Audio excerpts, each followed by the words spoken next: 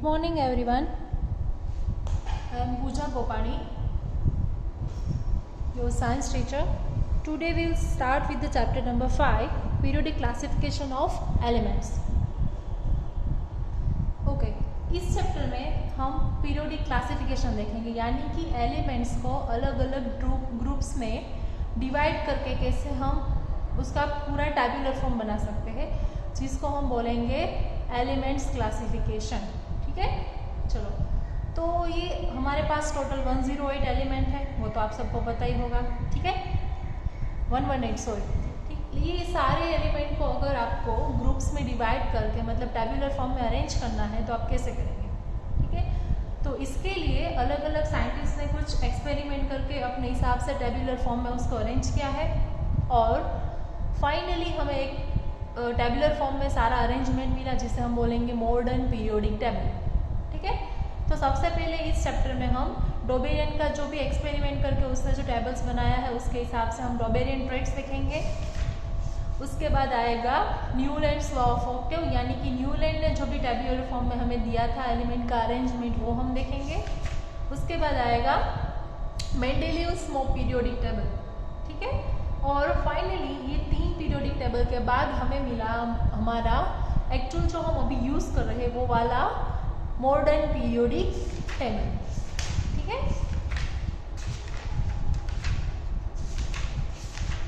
यहाँ से स्टार्ट होगा हमारा मॉडर्न पीरियोडिक टेबल। चलो, तो हाँ, आज हम स्टार्ट करेंगे सबसे पहले डोबेरियन स्टेट्स से। तो डोबेरियन ने क्या किया था कि when element are arrange in order of increasing atomic masses, उसने क्या किया, एलिमेंट्स को इंक्रीजिंग एटॉमिक मास के ऑर्डर में अरेंज किया, और उसने क्या किया, 3 एलिमेंट्स के ग्रुप बनाए, और उसी ग्रुप्स को उसने नेम दिया था ट्रेड्स, यानी कि 3-3 की पेयर बनाई और इसको एक ग्रुप में डाल दिया, लेकिन कैसे, द इंक्रीजिंग एटॉमिक मास के अकॉर्डिंग। ठीक है, having the similar chemical properties are obtain, यानी कि इन तीनों की जो केमिकल प्रॉपर्टीज होगी वो सिमिलर होगी।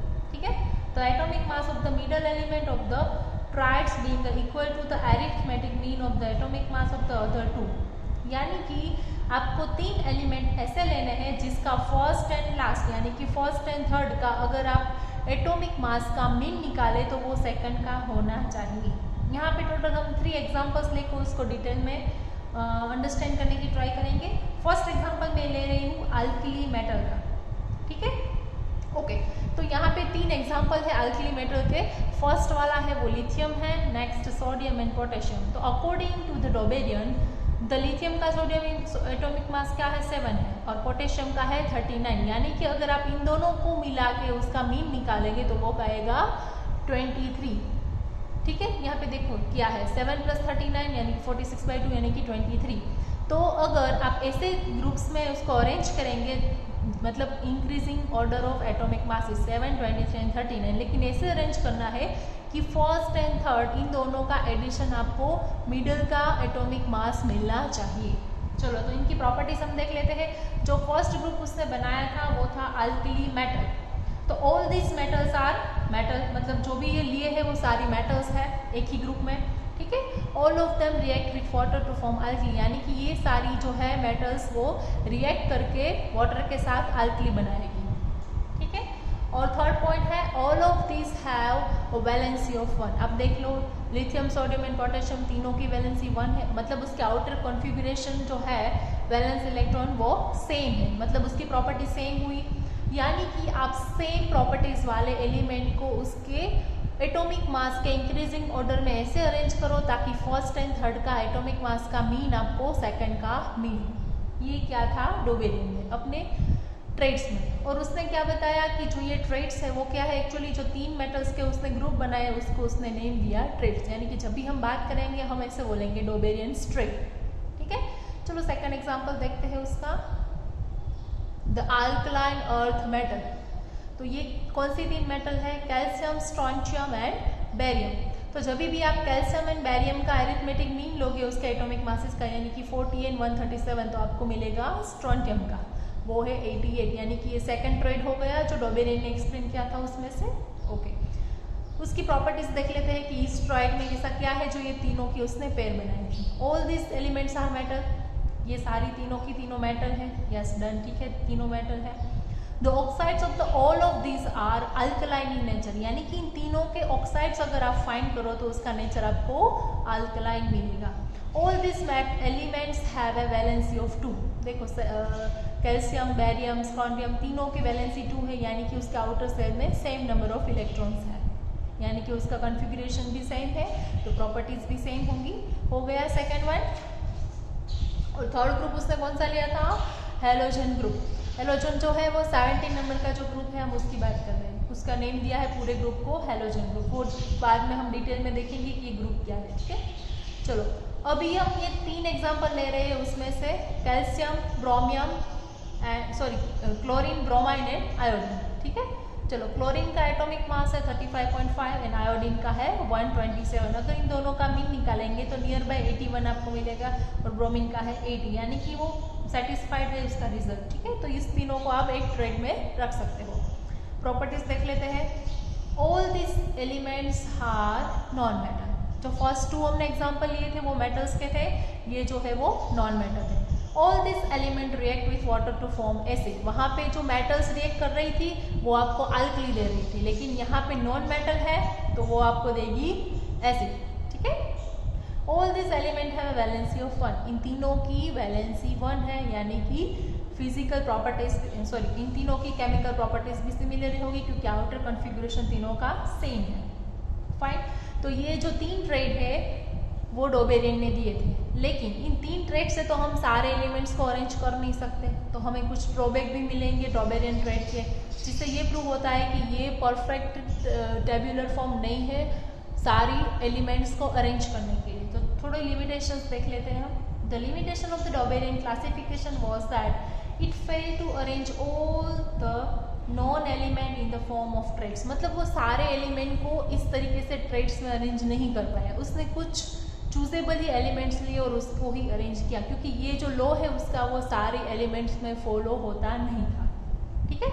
मतलब जिसकी भी प्रॉपर्टी सेम है लेकिन उसके ऊपर भी ये लॉ लागू नहीं होता था। Dobereiner could identify only 3 triads from the element known at that time. उस टाइम पे जितने भी एलिमेंट्स अवेलेबल थे उसमें से उसने सिर्फ 3 ही ग्रुप्स बनाए, बाकी का वो ग्रुप्स बनाने में फेल हो गया, मतलब वो सेटिस्फाइड रिजल्ट हमें नहीं मिला। So this classification of the element was not much successful, यानी कि वो 100% सक्सेसफुल नहीं था कि सारे एलिमेंट्स को हम अरेंज कर सकें। फाइन। चलो उसके बाद आया नोलैंड्स। नोलैंड्स ने क्या किया? उसने अपना ऑक्टेव रूल दिया। ऑक्टेव रूल यानी कि 8 एलिमेंट्स को आप क्या करोगे, ऐसे हॉरिजॉन्टल रो में अरेंज करोगे, और ऐसे अरेंज करना है कि जब भी ये 8 नंबर पूरा होता है, जब ये 9 वाला आपका एलिमेंट आएगा वो क्या आएगा, फर्स्ट के नीचे आएगा, तो इन दोनों की प्रॉपर्टी सेम होनी चाहिए, ऐसा नोलैंड्स ने बोला, ठीक है। चलो हम डिटेल में देखते हैं क्या है। When the elements are arranged in order of increasing atomic masses, the properties of the 8 element starting from the given element are the repetition of the properties of the first element, ठीक है। जब भी आप 8 element को increasing order में, मतलब कौन सा इंक्रीजिंग ऑर्डर में, उसके एटॉमिक मासेस के इंक्रीजिंग ऑर्डर में आपको अरेंज करना है, ठीक है। एटॉमिक मासेस के इंक्रीजिंग ऑर्डर में आप अरेंज करोगे the property of the 8 element, यानी कि जो आपका 8वां एलिमेंट है, ठीक है, 1 2 3 4 5 6 7, यानी कि 7 तक ही आपको यहाँ पे लिखना है। 8 एलिमेंट कहाँ पे लिखना है, जो फर्स्ट है उसके नीचे, यानी कि फर्स्ट वाला एलिमेंट एंड 8 एलिमेंट, इन दोनों की प्रॉपर्टी सेम होनी चाहिए, ठीक है। अगर मैं यहाँ से स्टार्ट करूँ तो 1 2 3 4 5 6 7 8, तो ये दोनों की प्रॉपर्टी सेम होनी चाहिए, यहाँ पे इन दोनों की। ये बोला न्यूलैंड ने, ठीक है। उसने ऐसा एक टेबल बनाया, उसमें 8 एलिमेंट फर्स्ट के साथ रिपीट होता था, ठीक है। चलो आप देखो यहाँ पे हाइड्रोजन, फ्लोरीन एंड क्लोरीन, इन तीनों की प्रॉपर्टी सेम है। लिथियम, सोडियम एंड पोटेशियम की प्रॉपर्टी सेम है, ठीक है। तो ऐसे आपको अरेंज करना है 8 एलिमेंट्स को कि फर्स्ट एंड 8 दोनों की प्रॉपर्टी सिमिलर हो, ठीक है। ओके, कंटिन्यू करते हैं।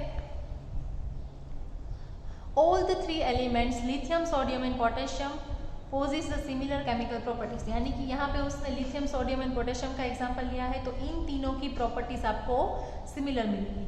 All the three elements beryllium, magnesium and calcium possess the similar chemical property, यानी कि बेरिलियम, मैग्नीशियम एंड कैल्शियम इन तीनों की प्रॉपर्टीज भी सेम है जैसे लिथियम, सोडियम, पोटेशियम की है, क्योंकि यहाँ पे ये रिपीटेड मेटल्स है। यहाँ फर्स्ट, उसके बाद आएगा 8, अगर आप इससे फर्स्ट से काउंट करोगे तो 8 नंबर पे आएगा सोडियम, मतलब हर एक 8 नंबर पे जो भी एलिमेंट आएगा वो उसकी फर्स्ट की प्रॉपर्टी को रिप्रेजेंट करेगा, मतलब उसकी सिमिलर प्रॉपर्टी होगी। ठीक है, Newlands classification of the element based on his law of Octave however gave a very important conclusion that there is a some synthetic relationship, systematic relationship between the order of the atomic masses and the repetition of the properties of element। ठीक है, चलो जैसे Newland ने ये सारी classification की elements की, कैसे, उसके ऑक्टेव के रूल पर। ऑक्टेव यानी कि 8, मतलब जब भी 8 नंबर का एलिमेंट आएगा वो फर्स्ट से सिमिलर होगा। ठीक है, तो वहाँ से मेजर कंक्लूजन निकल के आया कि मतलब ये रिलेशनशिप उसने फाइंड किया कि जो एटॉमिक मासेस का ऑर्डर है वो एक रिपीटेड प्रॉपर्टी पे एंड होता है, लाइक फर्स्ट एंड 8 दोनों का सेम होगा। फिर 8 नंबर से फिर से 8 पे आप जाओगे, उसके प्लस 8 कर दोगे तो उसकी प्रॉपर्टी सेम होगी, यानी कि हर 8 नंबर पे आपको सिमिलर प्रॉपर्टी वाला एलिमेंट मिलेगा। ये फाइनल कंक्लूजन निकला ऑक्टेव रूल पर से। ठीक है, यानी कि हाइड्रोजन है तो उसके साथ में फ्लोरीन आएगा, फिर आप 7 एलिमेंट जाने दोगे, फिर बाद में क्लोरीन आएगा, तो हाइड्रोजन, फ्लोरीन एंड क्लोरीन की प्रॉपर्टी सेम होगी। ठीक है, ओके, तो ये हो गए ऑक्टेव का रूल, मतलब न्यूलैंड ने जो ऑक्टेव रूल दिया था वो। लेकिन ये रूल भी पूरा सेटिस्फाइड नहीं है, उसने भी पूरा कंक्लूजन नहीं दिया है, मतलब वहाँ से भी हमें प्रॉपर वो 118 एलिमेंट्स का प्रॉपर क्लासिफिकेशन नहीं मिला। तो हम इसकी लिमिटेशंस देख लेते हैं। चलो, first limitation, Newlands law of octave was applicable to the classification of element up to the calcium only. उसने क्या किया, सिर्फ कैल्शियम तक ही वो लागू होता था, उसके बाद उसकी प्रॉपर्टीज सिमिलर नहीं आती थी। मतलब वो जो बोल रहे थे कि हर 8वां एलिमेंट फर्स्ट के साथ रिपीट प्रॉपर्टी देता है, लेकिन वो कैल्शियम तक ही होता था, कैल्शियम के बाद ये प्रॉपर्टीज मतलब वैसे फॉलो नहीं होता था ये रूल, तो वो एक ड्रॉबैक हो गया। After the calcium every 8th element did not possess the property of the similar to that of the first element, मतलब कैल्शियम के बाद जो 8वां एलिमेंट आता था वो उसकी सिमिलर प्रॉपर्टीज नहीं देता था। मतलब इसका ये जो रूल था ऑक्टेव का वो सिर्फ कैल्शियम तक ही लागू होता था। ठीक है, कैल्शियम के आगे वो रूल फॉलो होता नहीं था, तो ये बहुत बड़ी लिमिटेशन हो गई कि सिर्फ कैल्शियम तक ही वो लागू होता था। सेकेंड है, okay, Newlands assume that only 56 element exist in the nature. उसने ये बोल दिया कि चलो 56 ही एलिमेंट एग्जिस्ट करेंगे, उसके बाद कुछ एलिमेंट मिलेगी ही नहीं, and no more element would be discovered in the future. उसने ऐसा बोल दिया कि आगे कुछ मिलने ही नहीं वाला, लेकिन वो तो गलत है।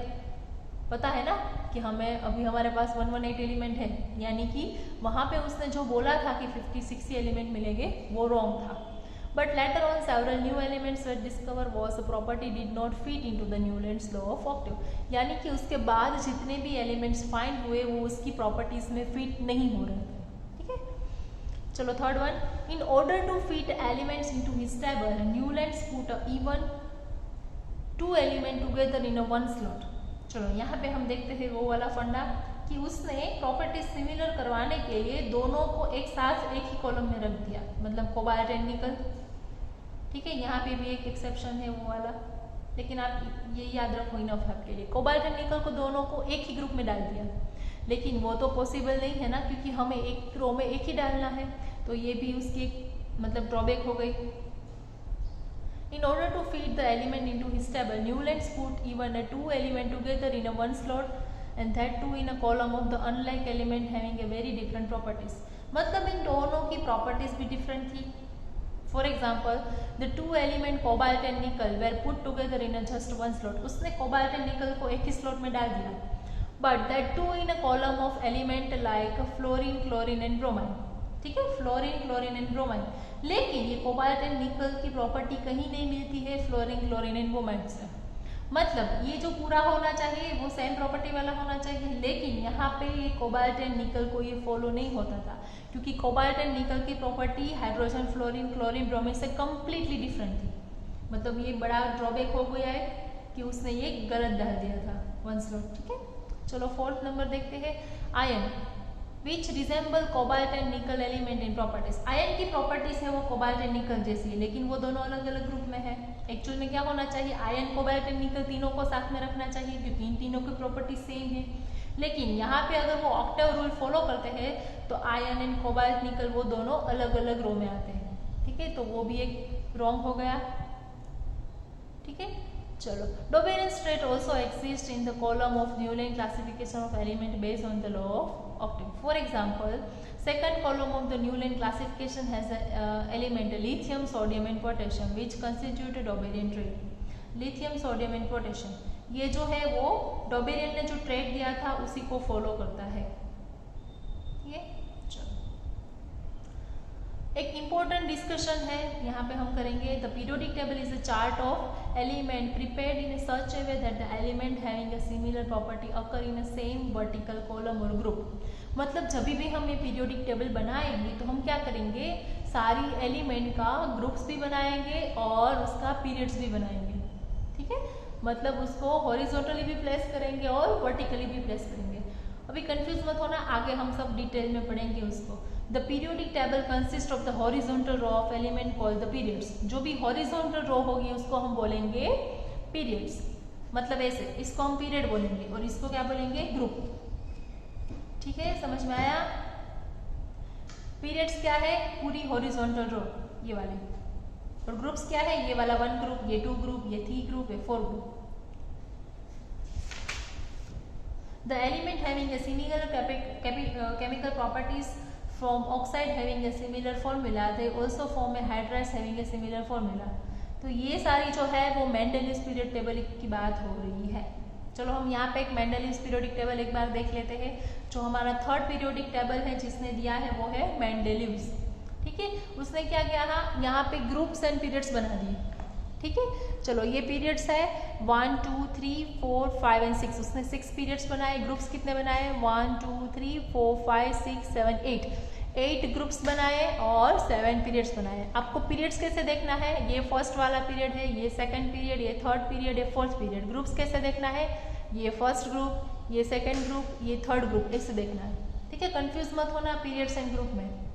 ठीक है, मतलब आपकी जो हॉरिजॉन्टल लाइन है, हॉरिजॉन्टल लाइन यहाँ पे लिखा देखो क्लियरली, जो वर्टिकल कॉलम है ना वो ग्रुप्स है। मतलब ये वाली वर्टिकल जो कॉलम है वो ग्रुप्स है और जो हॉरिजॉन्टल लाइन है वो पीरियड्स है। ऐसे जाओगे तो आपको पीरियड्स मिलेगा और ऐसे जाओगे डाउन साइड तो आपको ग्रुप्स मिलेंगे। ठीक है, मतलब पीरियड 6 है, ग्रुप्स 8 है।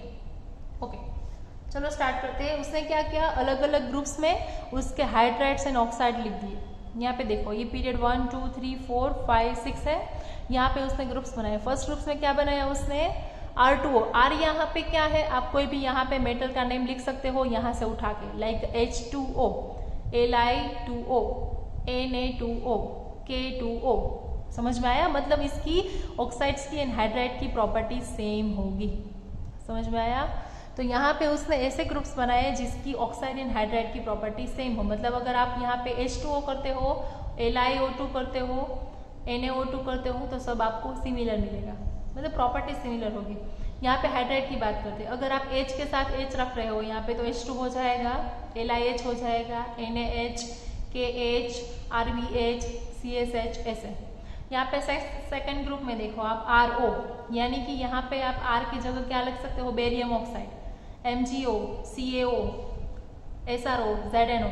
हाइड्राइड में देखोगे तो क्या मिलेगा आपको, BeH2, CaH2, MgH2, ZnH2।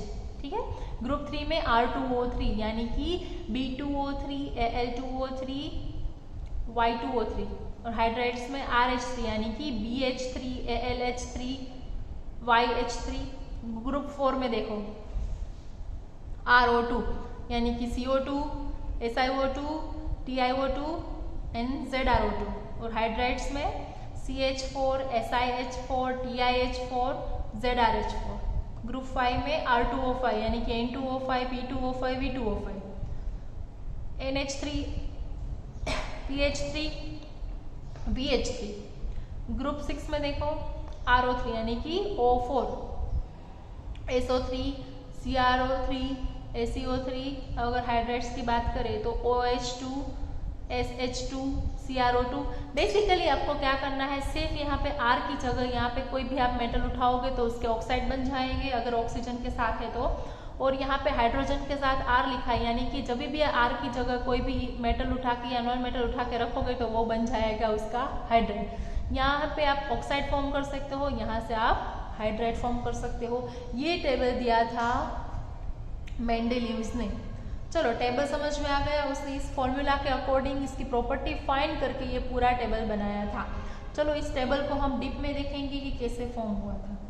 ठीक है, the element having a similar chemical properties form oxide having a similar formula. मतलब सिमिलर केमिकल प्रॉपर्टी होगी तो उसका ऑक्साइड का फॉर्मूला भी सेम होगा। They also form A hydrates having a similar formula, मतलब उसके हाइड्रेट के फॉर्मूला भी सेम होंगे। ठीक है, अगर उसकी ऑक्साइड्स की प्रॉपर्टी सेम है तो उसने क्या किया, उसको एक ही ग्रुप में डाल दिया। ठीक है, तो फिर उसके ऑक्साइड्स भी सिमिलर प्रॉपर्टी वाले हो गए और हाइड्रेट भी सिमिलर प्रॉपर्टी वाले हो गए। Okay, first one. और यहाँ पे R क्या है, R रिप्रेजेंट करता है आपके एलिमेंट को। ठीक है, मतलब R की जगह पे आप यहाँ पे जो भी मेटल एलिमेंट दिया है, मेटल नॉन मेटल वाला, वो आप डाल सकते हो। First one, if some element form a oxide having a same general formula they will be have a similar chemical property। अगर सेम ऑक्साइड वाला फॉर्मूला प्रिपेयर होता है, मतलब यहाँ पे हम पूरे ग्रुप की बात करें तो सब में जो ऑक्साइड होता है वो सेम होगा, H2 ही होगा, Li2 होगा, Na2 होगा। ठीक है, तो सारे में उसकी जो केमिकल प्रॉपर्टीज है वो आपको सिमिलर मिलेगी। देखो यहाँ पे R2O वाला एग्जाम्पल लेके यहाँ पे दिया है जो फर्स्ट रो में है, ग्रुप में है। ठीक है, MgO RO में होगा MgO, R2O3 में L2O3, RO2 में CO2, R2O5 N2O5। ऐसे मैंने अभी जहाँ पे एग्जाम्पल दिए थे ना वैसे सेम यहाँ पे लिखे हैं। ठीक है, यहाँ पे बात हुई किसकी, ऑक्साइड्स की। सेम टू सेम आप हाइड्राइड्स भी बना सकते हो। If the same some elements form a hydrides having the same general formula they will have same similar chemical properties. अगर उसके हाइड्रेट्स फॉर्म होते हैं सेम तरीके से, मतलब उसकी प्रॉपर्टीज भी सिमिलर होती है, यानी कि ये पूरे जितने भी हाइड्रेट्स बनाओगे आप उसकी केमिकल प्रॉपर्टीज आपको सेम मिलेगी। ठीक है, मेंडेलीव टूक a formula for the oxide and hydrate. उसने क्या किया, एक जनरल फॉर्मूला बना दिया ऑक्साइड के लिए, एक जनरल बना दिया हाइड्रेट के लिए। यानी कि ये पूरे फर्स्ट ग्रुप के लिए आप ऑक्साइड्स का R2O यूज़ कर सकते हो, हाइड्रेट का RH यूज़ कर सकते हो। ऐसे सारे ग्रुप्स के लिए उसने एक अलग से फॉर्मूलाज बना दिए। Form by element as the basic property of the element for the classification in the form of periodic table. यानी कि उसने पूरा ऐसे ऑक्साइड्स एंड हाइड्राइड्स के फॉर्म में आपको एक क्लासिफिकेशन दे दिया, सारी मेटल्स एंड नॉन मेटल्स को अरेंज कर दिया, एलिमेंट्स को। ठीक है, चलो। When elements are arranged in order of increasing atomic masses, the element with the similar property occur at the regular interval। यानी कि जब भी आप एटॉमिक मासेस के अकॉर्डिंग आप एलिमेंट्स को यहाँ पे अरेंज करोगे, तो जब भी ये फर्स्ट ग्रुप है, देखो हाइड्रोजन आया तो ये सारी उसने ब्लैंक स्पेस छोड़ दी। फिर से यहाँ पे लिथियम आया तो हाइड्रोजन एंड लिथियम की प्रॉपर्टीज सेम होगी। फिर यहाँ पे सोडियम आया तो लिथियम सोडियम की प्रॉपर्टीज सेम होगी। फिर पोटेशियम, तो इन चारों की प्रॉपर्टी सेम होगी। ऐसे सारे इंटरवल के बाद उसने ऐसे अरेंजमेंट की कि सभी की प्रॉपर्टी सिमिलर मिले, यानी कि ऑक्साइड्स एंड हाइड्राइड्स की। ठीक है, मतलब उसने इस बेसिस पे ये पूरा टेबल्स क्रिएट किया था। The properties of the element are a periodic function of the atomic masses. मतलब एक्चुअल में वो क्या है, उसके एटॉमिक मासेस का पीरियोडिक फंक्शन ही है। देयर आर 7 पीरियड्स, मतलब यहाँ पे 7 कितना है, पीरियड्स है। 8 ग्रुप्स, मतलब जो ग्रुप्स है वो वर्टिकल कॉलम में है और जो पीरियड्स है वो हॉरिजॉन्टल रोज में है। Fine. We will now describe the 2 main features of the Mendelian classification: groups in a periodic table and a wrong order of the atomic masses of the same element, increasing atomic mass and grouping together of the element having a similar properties। चलो, उसने क्या किया, similar properties वाले को एक ही group में डाल दिया। देखो यहाँ पे ग्रुप नंबर 8, यहाँ पे आयरन कोबाल्ट एंड निकल तीनों को एक ही में डाल दिया, क्योंकि इन तीनों की प्रॉपर्टी सेम थी। ठीक है। तो ऐसे उसने एक ही ग्रुप में 3 एलिमेंट्स डाल दिए थे और जब भी वो उसने अरेंजमेंट किया तो उसने मेक श्योर यहाँ पे ध्यान रखा है कि सभी के एटॉमिक मासेस इंक्रीजिंग ऑर्डर में आने चाहिए। देखो यहाँ पे 1 है, फिर 7, 9, 11, 12, 14, 16, 19, तो आप सभी का ऐसे ऑर्डर में देखोगे तो उसका एटॉमिक मास आपको इंक्रीजिंग ऑर्डर में ही मिलेगा। मतलब वो रूल यहाँ पे उसने फॉलो किया था, इंक्रीजिंग एटॉमिक मास वाला, ठीक है। In order to make sure that the element having a similar property tells the same vertical column or group, Mendeleev left some gaps in a periodic table. उसने क्या किया, चलो सब यहाँ सपोज हम सोचे कि H के बाद यहाँ पे स्पेस क्यों छोड़ दी उसने, क्योंकि ये ऑर्डर फॉलो करने के लिए, ठीक है। तो उसने कहीं कहीं पे गैप छोड़ दिए थे, देखो यहाँ पे गैप है, यहाँ पे है, यहाँ पे है, ठीक है।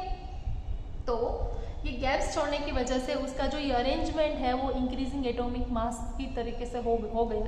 अदरवाइज क्या होगा, वो मैश हो जाएगा, सब कुछ एलिमेंट्स पहले आ जाएंगे, कुछ बाद में आएंगे।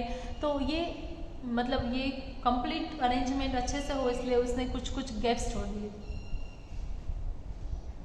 Again, in order to make sure that the element having a similar property fall into the same vertical column, Mendeleev placed a few elements in the wrong order of their atomic masses by keeping the element with the higher atomic mass first and element with the lower atomic mass later. चलो उसने groups में भी एक ऐसा किया है, यहाँ पे एक एग्जांपल दिया है 58.7 जो है एंड 58.9 है, कोबाल्ट एंड निकल। चलो यहाँ पे हम देखते हैं कोबाल्ट एंड निकल को, कहाँ पे है कोबाल्ट,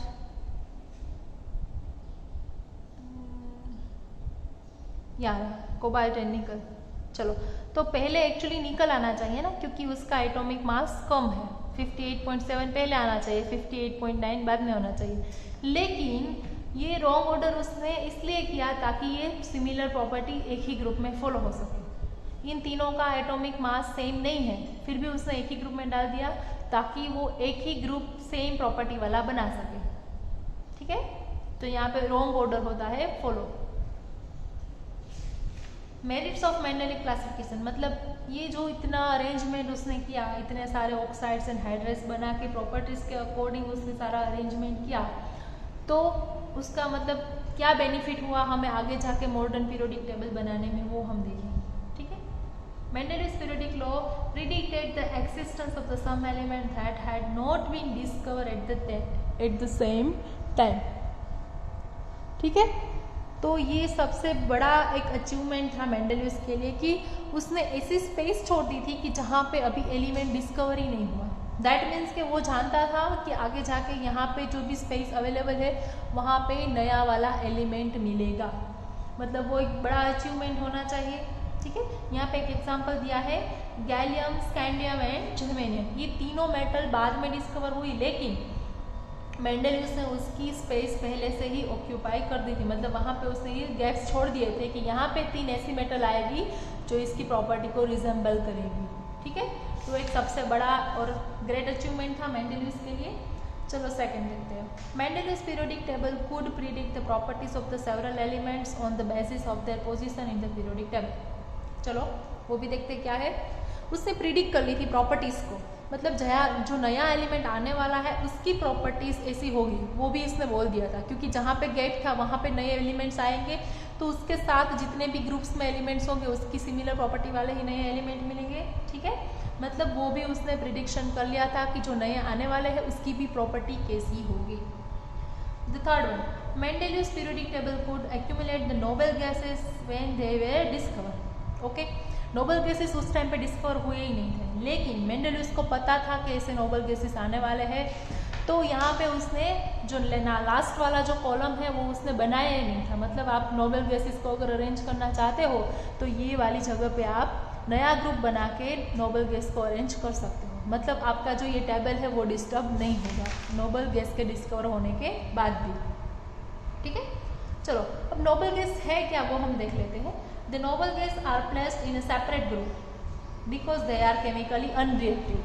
वो केमिकली अनरिएक्टिव यानी कि उसको किसी के साथ रिएक्शन तो करवाना नहीं, प्रॉपर्टी भी हमें देखनी नहीं है, तो हम क्या करेंगे, नोबेल गैस का एक नया ग्रुप बना देंगे, सारे नोबेल गैसेस को उसी ग्रुप में डाल देंगे, ठीक है।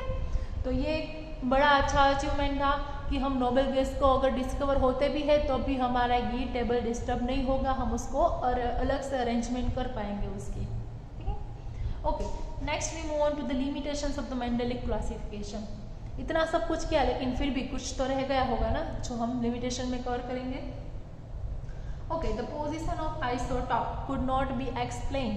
सपोज हम कार्बन की बात करें तो कार्बन के 3 आइसोटॉप है, लेकिन अगर आइसोटॉप फाइंड हुए, ठीक है, तो हम यहाँ पे एटॉमिक मासेस के अकॉर्डिंग जो अरेंजमेंट कर रहे हैं, लेकिन एटॉमिक मास तीनों कार्बन के आइसोटॉप का अलग अलग होगा, तो एक ही कार्बन के ग्रुप में हम तीनों को कैसे रखेंगे?